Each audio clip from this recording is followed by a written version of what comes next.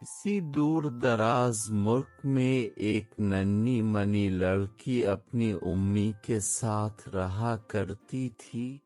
उनका घर जंगल के करीब ही एक छोटे से गांव में था। इस लड़की का नाम शमाइला था, लेकिन गांव के तमाम लोग इसको शमाइला लाल टोपी वाली कहा करते थे, क्योंकि वो हर वक्त लाल रंग की टोपी पहने रहती थी। एक रोज शमाइला सुबह सोकर उठी तो उसकी उम्मी ने कहा, बेटे, तुम्हारी नानी अम्मा कुछ बीमार हैं। मैं एक जरूरी काम की वजह से आज उन्हें मिलने नहीं जा सकती। ऐसा करो, तुम जाकर अपनी नानी अम्मा की खैरियत दरियाफ्त कर आओ, और इस टोकरी में मैंने उनके लिए कुछ फल रख दिए हैं, ये उनको दे आओ। शमाइला जब फलों की टोकरी लेकर जाने लगी तो इसकी उम्मी ने आवाज देकर कहा, देखो बेटी, रास्ते में किसी अजनबी से कोई बात न करना और सीधी नानी अम्मा के घर जाना। शमाइला ने कहा, जी अच्छा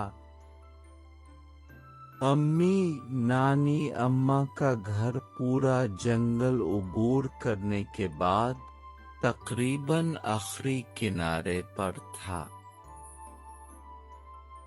शमाइला लाल टोपी वाली उछलती कूदती अपने आप में मगन जा रही थी कि एक भेड़िए ने इसका रास्ता रोक लिया और पूछा, प्यारी बच्ची, तुम इतनी सुबह कहाँ जा रही हो और तुम्हारी इस टोकरी में क्या है?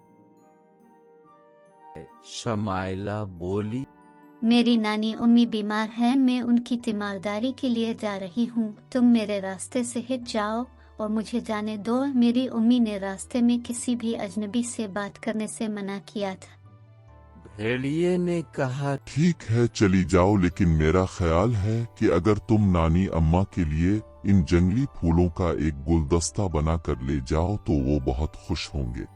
शमाइला को ये तजवीज पसंद आई और वो जंगली फूल तोड़ने लगी। भेड़िया भागुम भाग नानी अम्मा के दरवाजे पर पहुंचा और दरवाजे पर हल्की सी दस्तक दी। अंदर से नानी अम्मा ने पूछा, कौन है? चालाक भेड़िए ने आवाज बदल कर कहा, ये मैं हूँ नानी अम्मा, शमाइला लाल टोपी वाली। नानी अम्मा बोली, बेटी, दरवाजा खुला है, अंदर आ जाओ। भेड़िए ने दरवाजा खोला और एक ही जस्त में नानी अम्मा की चारपाई के करीब जा खड़ा हुआ और पलक झपकते में नानी अम्मा को निगल गया। अब उसने नानी अम्मा के कपड़े पहने और उनका कंबल ओढ़कर बिस्तर पर लेट गया। कुछ देर गुजरी थी कि शमाइला वहां या पहुंची। शमाइला ने दरवाजे पर दस्तक दी तो चालाक भेड़िए ने नानी अम्मा की आवाज की नकल करते हुए पूछा, कौन है? शमाइला बोली, ये मैं हूँ नानी अम्मा, शमाइला लाल टोपी वाली। भेड़िए ने नानी अम्मा की आवाज में कहा, अंदर आ जाओ बेटी, दरवाजे को कुंडी नहीं लगी हुई।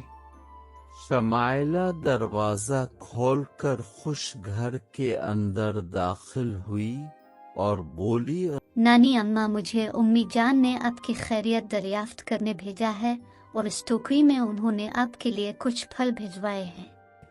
बात करते करते शमाइला की नजर जब नानी अम्मा पर पड़ी तो हैरत ज़दा होकर पूछने लगी, आपके कानों को क्या हुआ? ये इतने बड़े क्यों हैं? भेड़िए ने कहा, बेटी, तुम्हें देखकर बहुत खुशी हो रही है, जरा मेरे करीब तो आओ। शमाइला ने बेड के करीब आते हुए कहा। नानी अम्मा, आपकी आंखें इस कदर बड़ी कैसे हो गई? भेड़िए ने कहा, बेटी जरा मेरे और करीब आओ। अब शमाइला बेड के बिल्कुल पास आकर बोली। आपके दांत भी बहुत बड़े बड़े हैं। भेड़िए ने अपनी असल आवाज में कहा।